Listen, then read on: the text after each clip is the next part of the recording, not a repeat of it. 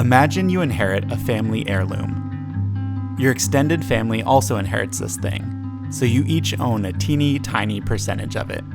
What if no one agrees on what to do with it? What if you risk losing it forever if just one person decides they want to sell? This nightmare scenario has been playing out on family farms for generations, and it's hit Black-owned farms particularly hard.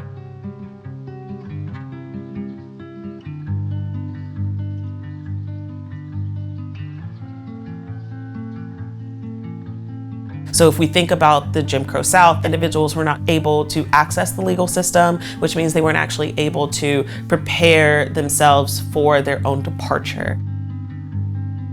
I steward 15 acres of land with the support of Farmer Greer and Mama Callie here.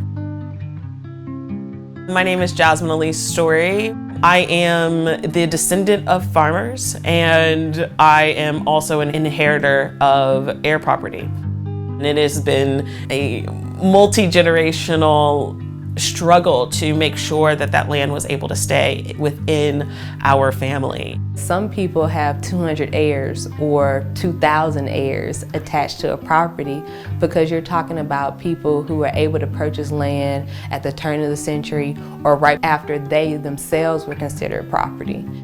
Over the course of the 20th century, Black farm owners lost nearly 90% of their farmland. And today, Black farmers make up less than 2% of all U.S. farmers.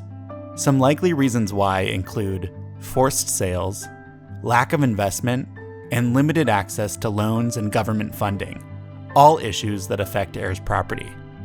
Heir property is vulnerable because it is held in common, which means any individual member who has individual interest in the property could eventually fall prey to an outsider who might buy that interest. And then they can cause a judge to sell the entire piece of property, and essentially the land is lost to the family. If you are being barred because of the structural violence of the past and our government's inability to address that in the present, it just feels like it's another very, very open space where that promise is not being delivered in earnest. Heirs property continues to be an uphill battle for Black farmers keeping and working their land. There needs to be more federal resources for Black and minority farmers and landowners, so they can resolve heirs property issues and get access to USDA programs that'll provide more help. Support for community-based organizations that provide legal and mediation services that help farming families can prevent future heirs property. And finally, research.